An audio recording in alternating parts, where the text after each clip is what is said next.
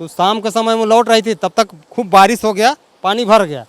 तो सोचा कि हम उधर से हम पार हो जाएंगे बोल के वो लेडीज पार हो रही थी, तब तक जोर बारिश हुआ तो बह गई। ये दिक्कत है हम लोग को, इधर रोड नहीं है, रोड के चलते तो बीमार पेशेंट को ढो के ले जाना पड़ता है। आदमी भी रहेंगे तब ना, हर घर में तो खटिया भी संभव नहीं है, बहुते मुश्किल होती है। और वो बांस वाला पुल जो बनल था हम लोग का, वो तो गर्मी के लिए बनल था, यानी गर्मी में भी तो दिक्कत होगी। बच्चा लोग ड्रेस जूता पहन के जाते हैं तो कैसे पार करेंगे। पानी उड़ने का भी समस्या है बहुत। हम लोग अभी नहीं, बहुत पहले से भी देख रहे हैं कि हम लोग कुआं डाड़ी से पानी पी रहे हैं। खेती इस साइड हो जाता है, घर उस साइड है, इधर से जब खेती करने आ जाते हैं पानी भर जाता है, जाने में मुश्किल। नमस्कार। कहते हैं कि ग्लोबलाइजेशन का युग है। झारखंड में तो अब स्मार्ट सिटी की भी बात कही जा रही है। कहते हैं कि ग्लोबलाइजेशन में पूरी दुनिया एक गांव बन जाती है, जहां कनेक्टिविटी आसान होती है, लोग एक दूसरे से आसानी से संपर्क साध सकते हैं। लेकिन किताबों में कही ये बात खुशनसीबी में या हकीकत की दुनिया में भी उतना ही लागू हो ये ज़रूरी नहीं है। हम ऐसा इसलिए कह रहे हैं क्योंकि नामकुम प्रखंड मुख्यालय के सिलवे पंचायत के 14 गांव जिला और प्रखंड मुख्यालय से पूरी तरह से सालों से कटे रहते हैं। लोग यहां से आसानी से प्रखंड और जिला मुख्यालय तक नहीं जा सकते और ना ही जिला मुख्यालय और जिला प्रशासन गांव तक पहुंच सकता है। उसकी वजह है ये पीछे दिख रहा नाला। इस नाले को गूंगा नाला कहते हैं। ये साल भर इसी वेग से बहता रहता है और गांव के लोगों को मुश्किल होती है इसे पार करके मार्केट तक जाने के लिए या जिला मुख्यालय या प्रखंड मुख्यालय तक जाने के लिए। ऐसा इसलिए होता है क्योंकि इस नाले में पुलिया या पुल नहीं है, जिसकी मांग कई सालों से ग्रामीण कर रहे हैं। ग्रामीण हमारे साथ मौजूद हैं। मैं आपको इससे पहले लोगों से बातचीत करूं इससे पहले मैं बता दूं कि नामकुम प्रखंड के सिलवे पंचायत अंतर्गत गाढ़ा टोली, सीसी पीढ़ी, पाहन टोली जैसे कई गांव हैं, करीब 12 से 14 गांव हैं जिनकी कनेक्टिविटी इस नाले की वजह से कटी हुई रहती है।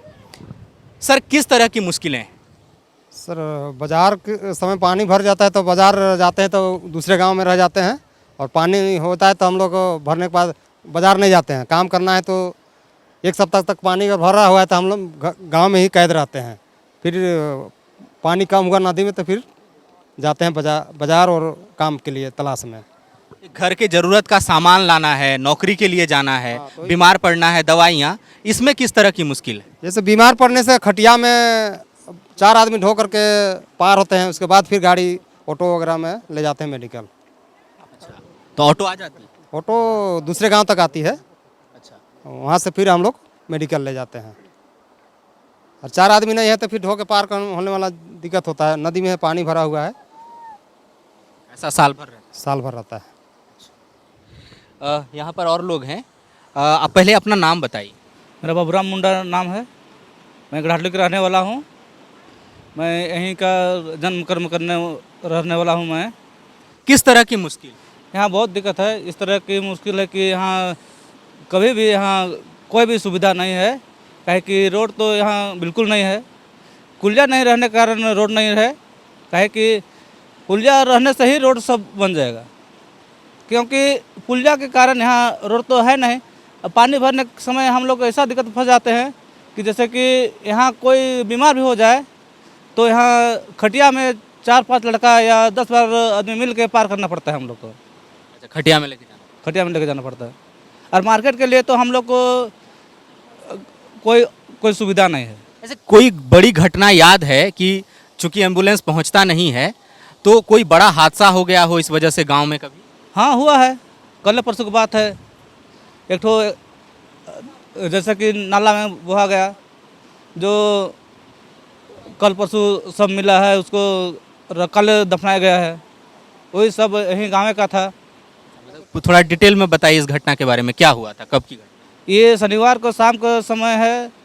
जो बारिश हुआ था उसके बाद में जो एक ठो घटना घटा है, वो अति जाके खराकोचा में वो पकड़ाया, वो लाश पानी में बह गया। पानी में बहते हुए चल गया था। इसको सोमवार को शाम को बरामद किया, अनगढ़ा थाना बरामद किया था। कल उसका अंतिम संस्कार? कल उसका अंतिम संस्कार किए हैं। आप कुछ बता रहे हैं उस घटना के बारे में, थोड़ा डिटेल से बताइए कि क्या हुआ था।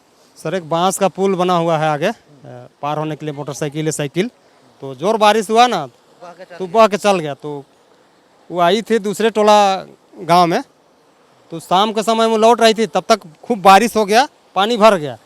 तो सोचा कि हम उधर से हम पार हो जाएंगे बोल के वो लेडीज पार हो रही थी, तब तक जोर बारिश हुआ तो बह गई। अब घर शाम हो गया तो घर वाला आसरा देख रहा है कहाँ गया, नहीं पता नहीं चला। 2 दिन से खोजा वाला नहीं पता चला। तब अनगढ़ा वाला थाना वाला बोला कि नहीं, हम खेरवा कोचा से एक लेडीज़ को लावारिस हालत में मिला है। तब गांव वाला गया और रिम्स से उसको पता किया कि नहीं हम इन लोग का लाश है, चेहरा उरा देख करके। तब फिर कल ला के उसको दफनाया गया।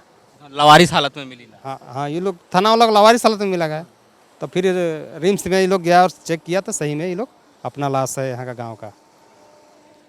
अगर आप अखबारों से बने रहते हैं तो आपको ये तस्वीर जरूर दिखी होगी कि गाढ़ा टोली के ग्रामीणों ने श्रमदान की मदद से एक पुलिया का निर्माण किया था।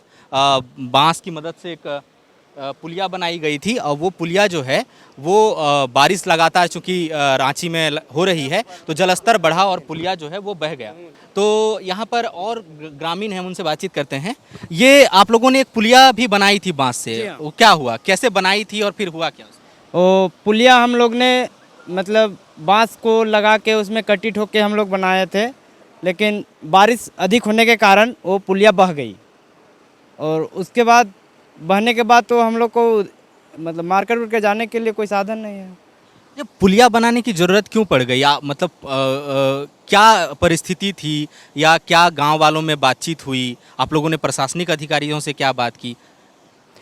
प्रशासनिक अधिकारियों से हम लोग बात किए तो बोले कि हम लोग कर देंगे, अभी कोरोना चल रहा है इसलिए हम लोग तो देख ही रहे हैं, लेकिन अब तो कोरोना चल रहा है तो लेकिन हम लोग तो अब तो कोरोना तो हम लोग तो ऐसे नहीं रह सकते हैं ना, हम लोग को तो खाना होना चाहिए ना। तो इसीलिए हम लोग कुछ अपना उपाय से बांस का टटरी लगा के इसमें पार होते थे। अब तो वो कुछ दिन रहा, उसके बाद बारिश अधिक आ गई तो बह गई। तो अब बह गया तो किस तरह की मुश्किल है?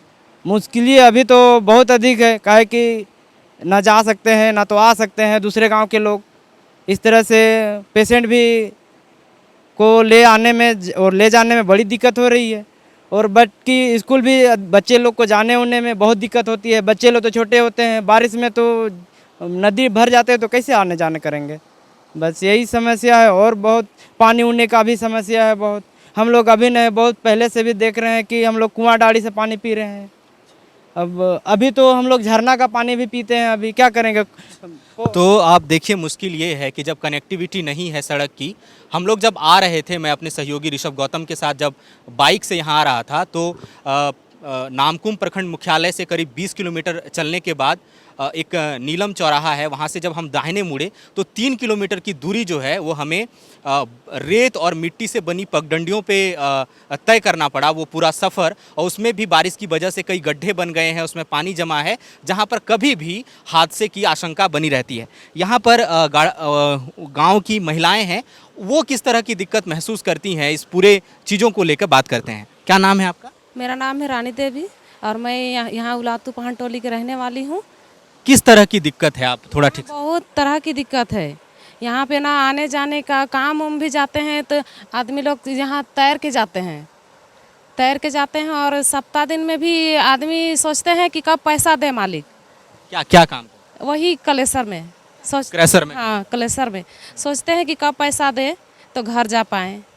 यहाँ ना हो कि पानी आ जाए, पानी आ जाने से फिर छका जाएंगे, वही सोचते रहते हैं आदमी लोग। और इधर तो आने जाने का लिए भी वही साधन नहीं है।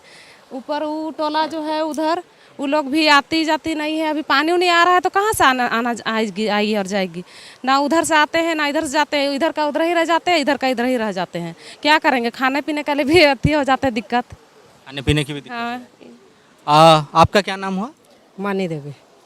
किस तरह की दिक्कत आप महसूस करती हैं? आप क्या काम करती हैं? हम तो घर में रहते हैं, पति जाते हैं काम करने, तो अब सोचते हैं कि कब आएगी रास्ता को देखते हैं, नदी ने कैसे पार होगा, उसको धैर के पार करेंगे कि कैसे करेंगे, ये सब दिक्कत होता है हम लोग के। इतने ही इस तरह का दिक्कत है। आपका क्या नाम हुआ? हमारा रायमुनी देवी। आप कुछ काम करती हैं? नहीं। किस तरह की दिक्कत है बाकी चीज़ों के लिए? क्या क्या दिक्कत है ठीक से बताइए। एक तो पुल नहीं है आपका। दिक्कत तो मेरा हम लोग का होता है, खेती इस साइड हो जाता है, घर उस साइड है, इधर से जब खेती करने आ जाते हैं पानी भर जाता है, जाने में मुश्किल होता है, फिर ये टोला में रह जाते हैं। खेत आप लोग का सभी साइड है पुल के? वो साइड भी है, नाला कई साइड भी होता है, वो साइड भी होता है। आते हैं खेती करने, पानी भर जाता है, फिर मुश्किल हो जाता है हम लोग को जाने के लिए। फिर तो बच्चा अकेले रह जाता है घर में। अच्छा, उधर बच्चा लोग अकेले रह जाता है। आपका बच्चा स्कूल भी जाता है? हाँ जाता है स्कूल। स्कूल उस साइड गांव के उधर है? नहीं इधर है। तो कैसे आता जाता है? कहाँ बंद हो जाता है ऐसे में, स्कूल जाना घर जाते बंद हो जाता है। स्कूल आना जाना हाँ हर साल ऐसा होता है? हाँ हर साल ही होता है, हर साल। आपका क्या नाम है? मेरा नाम सुनीता देवी और हम आप कुछ काम करती हैं? काम ऐसे ही मजदूरी, मजदूरी करती लेकिन अभी तो बारिश से नदी पार करके जाने में बहुत मुश्किल है बोल के अभी कहाँ, अभी घर में ही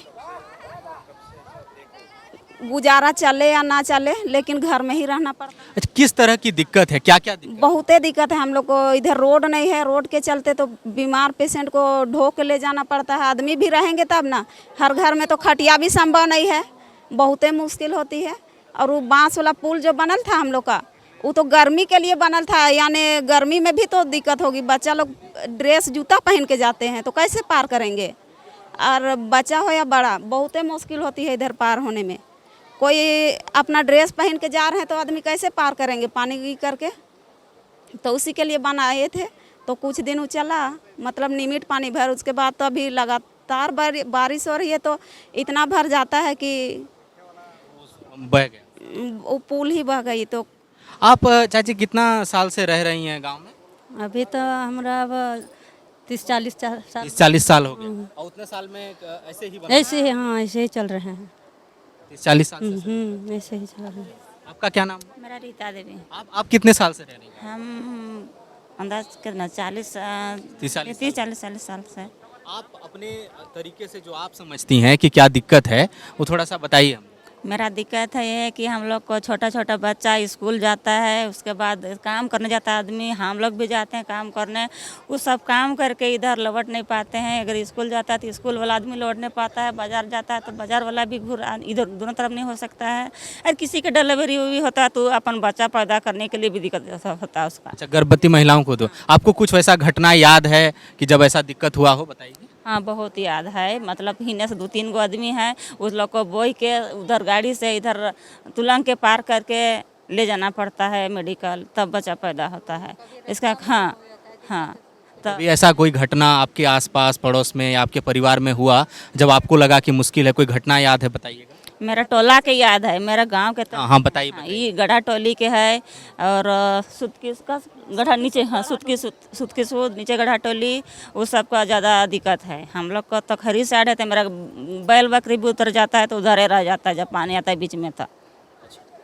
तो ये जो तमाम महिलाएं हैं 2-3 जिनसे हमने बातचीत की, उनका कहना है कि वो 30-40 साल उनको हो गए यहाँ रहते हुए, और तब से ऐसे ही हालात हैं। जैसे ही पानी बरसना शुरू होता है ये नाला भर जाता है, और वैसे भी साल भर ये बहता रहता है तो कनेक्टिविटी पूरी तरह से टूट जाती है। इन लोगों ने आपसी सहयोग से श्रमदान के जरिए एक बांस का पुल बनाया था, जो तस्वीरों में आपने देखा होगा।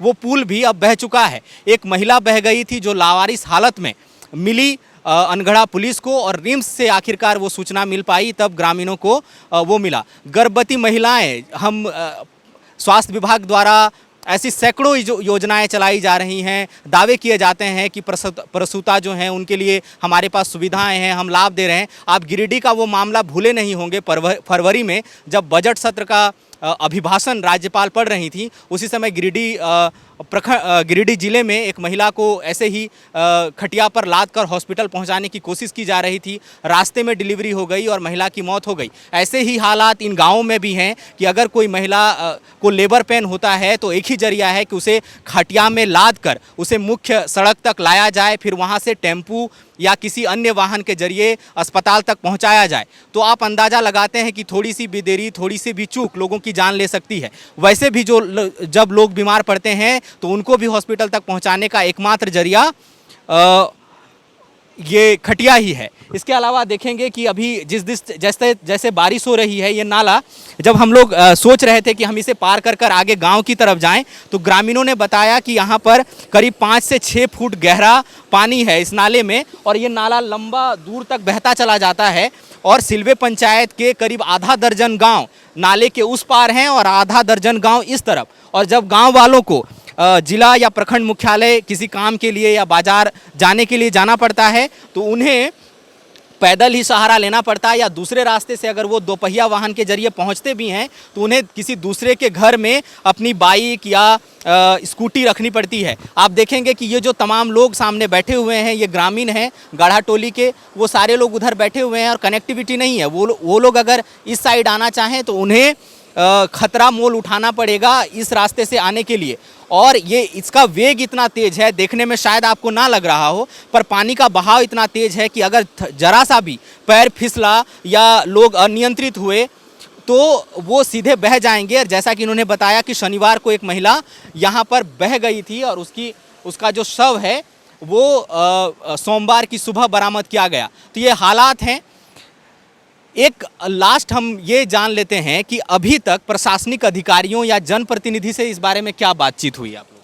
सर एक बार हम लोग विधायक जी से बात किए तो आए थे शाम के। विधायक कौन है? राजेश कच्छप जी हैं। तो उनको लाया गया, गांव में मीटिंग किया गया।